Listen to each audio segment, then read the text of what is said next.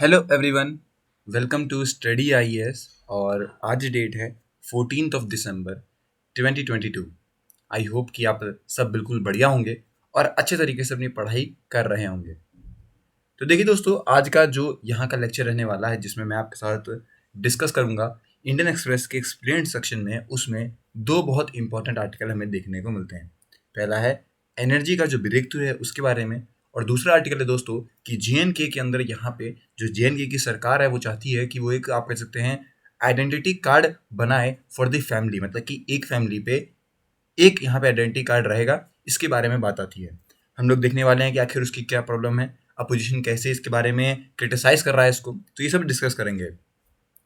वहीं दोस्तों एक और इम्पोर्टेंट आर्टिकल है जिसको हम लोग कह सकते हैं कि इस टाइम पे, जैसे कि आप लोगों को पता होगा, कल ही की बात है, यहाँ पे अभी क्लैश देखने को मिला हमें। ओके, उसके बारे में बताया राजनाथ सिंह साहब ने, आप कह सकते हैं पार्लियामेंट के अंदर। तो ये वाला आर्टिकल जो है मैंने एक सेपरेट वीडियो में बहुत अच्छे तरीके से एक्सप्लेन किया हुआ है, आप लोग वहाँ से जाके उसे पढ़ सकते हैं। मैं बता दूं कि वो वीडियो बहुत इंपॉर्टेंट है क्योंकि वहाँ पे मैंने पर्टिकुलरली यहाँ पे सिर्फ इसी टॉपिक के बारे में चीज़ें डिस्कस करनी है। तो जो भी इन्फॉर्मेशन है अबाउट दिस टॉपिक वो मैंने पहले ही पढ़ा दिया आपको। ओके, चलिए अब चालू करते हैं बाकी आर्टिकल के साथ। बहुत इंपॉर्टेंट और बहुत इंटरेस्टिंग ये वीडियो रहने वाली है। 15 तारीख यानी कल से दोस्तों आप लोग के लक्ष्य बैच स्टार्ट हो जाएंगे। अभी जाइए और खुद को एनरोल कीजिए। 22 दिसंबर से आर्मी बैच भी स्टार्ट हो जाएंगे।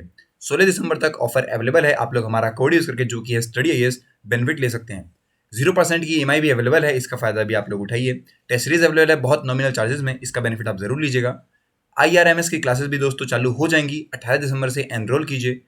18 दिसंबर सुबह 11 बजे आप लोग के लिए अनअकैडमी अल्ट्रा कॉम्पैक्ट है, जहां पे आप एनरोल कर सकते हैं हमारा कोड यूज करके। और फ्री इंटरव्यू गाइडेंस प्रोग्राम भी अवेलेबल है, इसका फायदा भी आप लोग उठा सकते हैं। अब देखिए दोस्तों, पहला यहाँ पे जो आर्टिकल हम लोग डिस्कस करने वाले हैं वो है एनर्जी का ब्रेक थ्रू।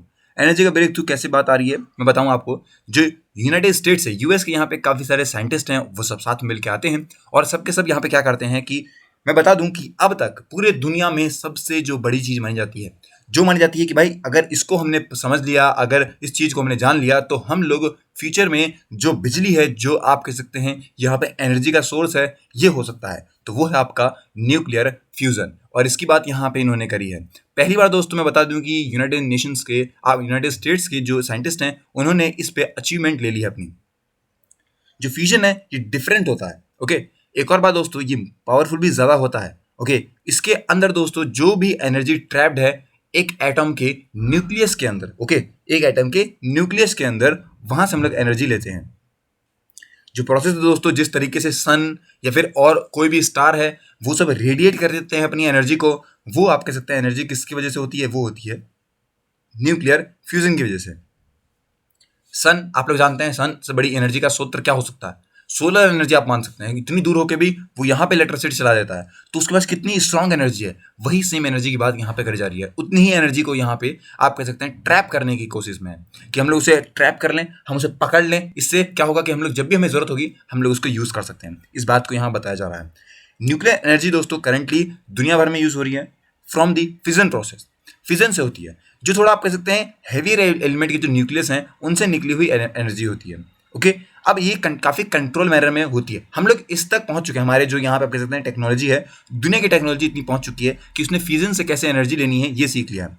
पर फ्यूजन की बात करें, जहाँ पे न्यूक्लियाई होते हैं दो लाइट एलिमेंट्स के, वो एक साथ बने रहते हैं और ये दोनों साथ मिलके एक हैवी एटम बना देते हैं। और हैवी एटम के बाद दोस्तों जो एनर्जी यहाँ से निकलती है ना, वो बहुत ज़्यादा होती है। मतलब इतनी होती है कि अगर एक बार ये एनर्जी हमारे पास आ जाए ढंग से, तो पूरा दुनिया की बिजली एक बार में हम लोग चला सकते हैं। इतनी ताकत है इसके पास।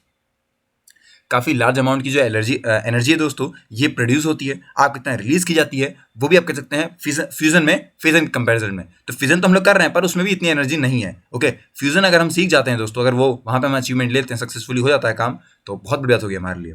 ओके, देखिए फ्यूजन में क्या होता है कि जो दो न्यूक्लियाई होते हैं हेवियर आइसोटोप के, इस टाइम पे यहाँ पे हम लोग यूज कर रहे हैं ट्रिटेनियम, जो कि एक आप कह सकते हैं हाइड्रोजन का ही आइसोटोप है। ओके, ये आप कह सकते हैं प्रोड्यूस करता है 4 गुना ज्यादा एनर्जी फिजन के कंपैरिजन में। और फिजन किसकी वजह से होता है, फिजन के अंदर होता है आपका यूरेनियम। तो आप कह सकते हैं कि जो यूरेनियम है उससे ज्यादा एनर्जी आपका जो हाइड्रोजन है वो बना रहा होता है। एक तरीके से आप मान सकते हैं ये इलेक्ट्रिसिटी जनरेट करता है इन दी न्यूक्लियर रिएक्टर। अब देखिए दोस्तों, आप लोगों ने आयरन मैन अगर मूवी देखी होगी, तो आयरन मैन मूवी के अंदर जो आयरन मैन था उसके ही छाती पे ही न्यूक्लियर रिएक्टर लगा हुआ था।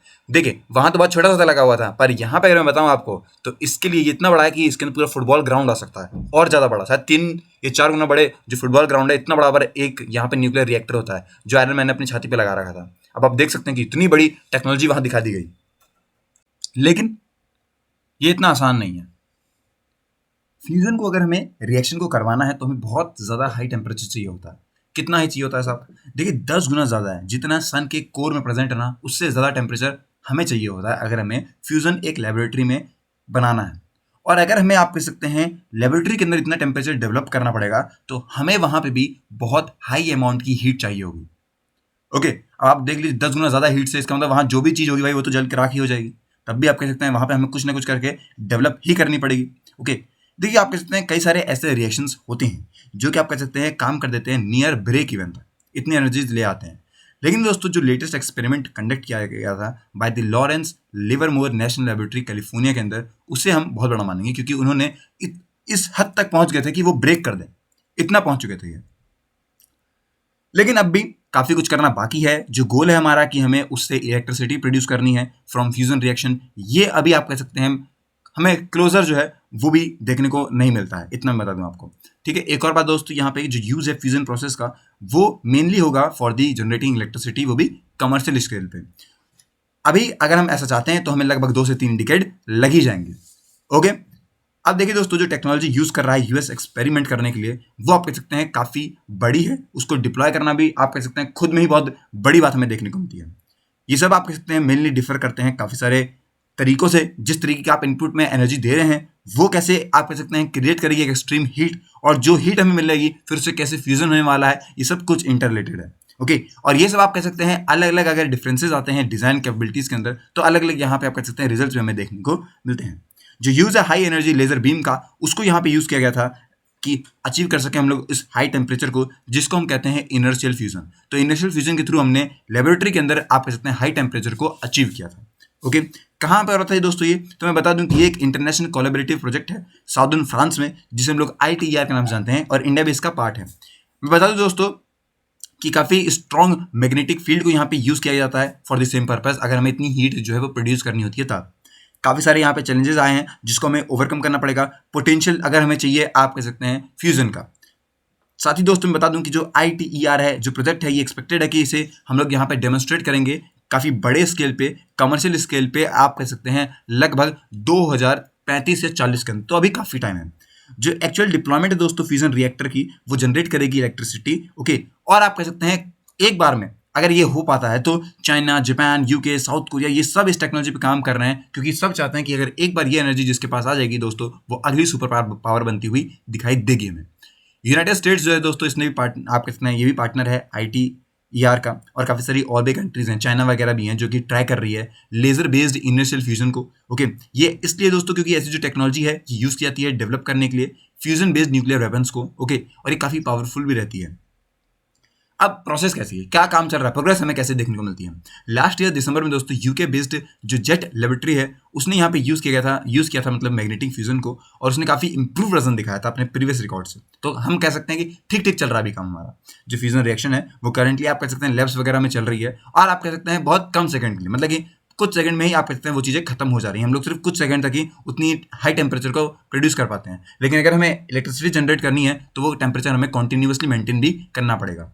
ओके, अब देखिए दोस्तों फुल पावर की बात करें तो जो एक्सपेक्टेड है कि 5 से ज़्यादा मतलब 5 गुना ज़्यादा आप कह सकते हैं एनर्जी मिल रही होगी जो इस टाइम पे कंज्यूम हो रही है। ओके, और आप कहते हैं शॉर्टर पीरियड की बात करें तो लगभग हमें 300 से 500 सेकंड तक ये काम करना पड़ेगा, तभी हम 10 गुना ज़्यादा जो है एनर्जी कंज्यूम करवा पाएंगे। जो ITER दोस्तों जब ये ऑपरेशनल हुआ था तभी बना था biggest machine anywhere in the world. तो आप कह सकते हैं यहाँ पे रहा था, काफ़ी कॉम्प्लेक्स थी मशीन, ये काफ़ी कुछ इसके अंदर यहाँ पे जुड़ा भी गया था।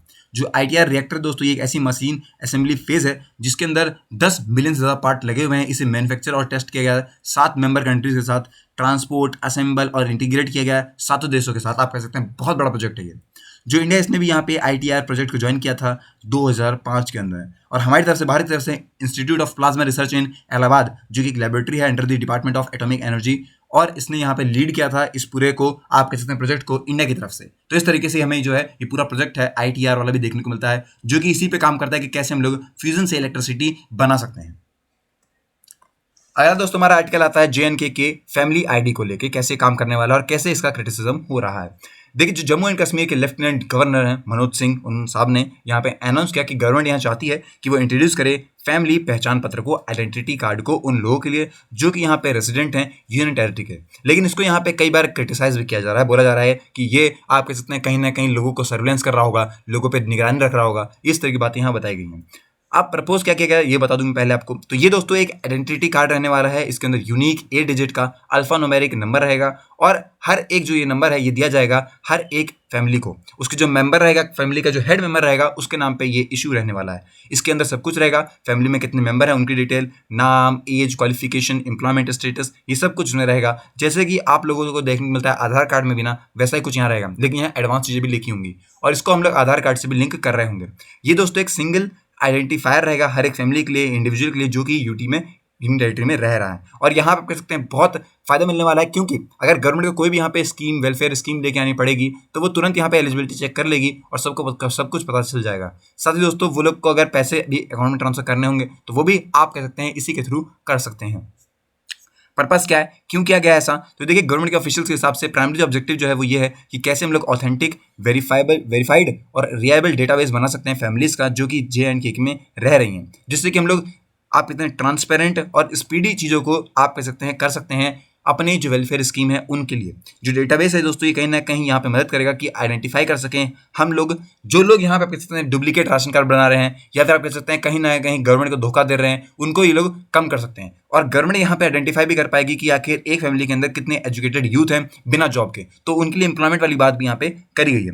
जैसे जैसे दोस्तों ये डेटाबेस बनता जाएगा, इसके अंदर सभी इंफॉर्मेशन जैसे कि बर्थ की, डेथ की, मैरिज की, ये सब ऑटोमेटिकली ऐड होती जाएंगी। अपडेशन बहुत जरूरी है दोस्तों। साथ ही इसके अंदर रिमूवल रहेगा वुमेन्स का name from the family of her parents. जिस तरीके से शादी होकर दूसरे घर में चली गई तो वहां से भी ये चीजें हमें यहाँ देखने को मिलती रहेगी, तो इस तरीके से हमें चीजें जो है वो देखने को मिल सकती हैं। इसके अंदर कंपलसरी क्या रहेगा ये दोस्तों, तो देखिए गवर्नमेंट ने ये बोला है कि जो डेटाबेस है उसे क्रिएट किया जाएगा with consent of the family, बिना आपके परमिशन के आपको यहाँ पे अलाउ नहीं है। मतलब अगर आप लोग नहीं चाहते हैं कि आपको इसका मतलब आप लोग नहीं बनाना चाहते हैं तो मत बनाइए, इसकी भी परमिशन है आपके पास।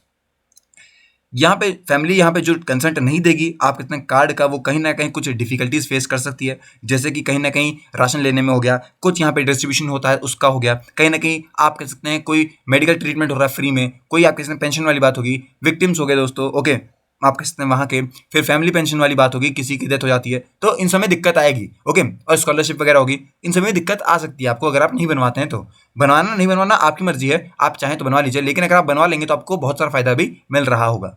क्यों यहाँ पे पॉलिटिकल पार्टी फिर इसका ऑब्जेक्शन कर रही है? देखिए मैं बताऊं आपको, बीजेपी जो है ऑल स्ट्रीम पॉलिटिकल जो वहाँ पे मेन स्ट्रीम है उसको यहाँ पे कह सकते हैं JNK में अपोज कर रही है जो ये फैमिली पहचान पत्र है वहाँ पे। देखिए दोस्तों मैं बता दूं, उन्होंने ये कहा है कि इस तरीके से कि अगर ये लोग ऐसा करके, मतलब जो PDP प्रेसिडेंट हैं महबूबा मुफ्ती साहब, उन्होंने ये बोला है कि भाई अगर आप लोग ऐसा करते हैं तो कहीं ना कहीं सर्विलेंस वाली बात होगी, लोगों पर नजर रखने वाली बात होगी, डीप सस्पिशन वाली बात होगी, तो इन सबको इन्होंने बताया है। नेशनल कॉन्फ्रेंस स्पोक पर्सन ने ये भी बोला कि जो प्रपोज्ड यूनिक आईडी है ये आप कह सकते हैं वेस्ट ऑफ टाइम है, रिसोर्स है और आप किसी को जरूरत भी नहीं है। साथ ही गवर्नमेंट को यहाँ पे फोकस करना चाहिए कि कैसे ये लोग इफेक्टिवली यहाँ पे डिलीवर कर सकते हैं जो एग्जिस्टिंग स्कीम है उनको। आप लोग अगली स्कीम लेके आएंगे नहीं लेके आएंगे, लेकिन जो अभी वाली स्कीम है उसको तो आप लोग सही तरीके से डिलीवर कर दीजिए। इसका भी अपोजिशन यहाँ पे सामने वाली पार्टी कर रही है। पर अच्छी बात है, मेरे को तो ठीक लग रहा है कि यहाँ पे अगर मैं बताऊँ आपको एक तरीके से पता रहेगा कि आखिर गवर्नमेंट को कौन सा काम कहाँ करवाना है, कितने लोगों के लिए करवाना है, एक फैमिली में कितने लोग रहते हैं, तो ये काफ़ी फायदेमंद वाली बात रहने वाली है। अब क्या ये आप कह सकते हैं उनके लिए है जो लोग यहाँ पे रेजिडेंट हैं या फिर किसी के लिए भी है? तो देखिए काफ़ी सारी और भी स्टेट है जिन्होंने ऐसा ही डेटाबेस रखा हुआ है। पहली स्टेट थी दोस्तों हरियाणा, जिसने कुछ ऐसा डेटाबेस रखा था फैमिली पहचान पत्र का। फिर पंजाब आती है दोस्तों, जिसने लास्ट ईयर अपना सारा जो डायरेक्ट ट्रांसफर है डेटा का वो कर दिया फैमिली के लिए, और आप कह सकते हैं उन्हें कई सारी सोशल सर्विस स्कीम से भी कनेक्ट कर दिया। उत्तर प्रदेश है, उत्तर प्रदेश ने भी यहाँ पे डिसाइड किया कि वो भी यूपी परिवार कल्याण कार्ड जैसा ही कुछ लॉन्च करने वाली है।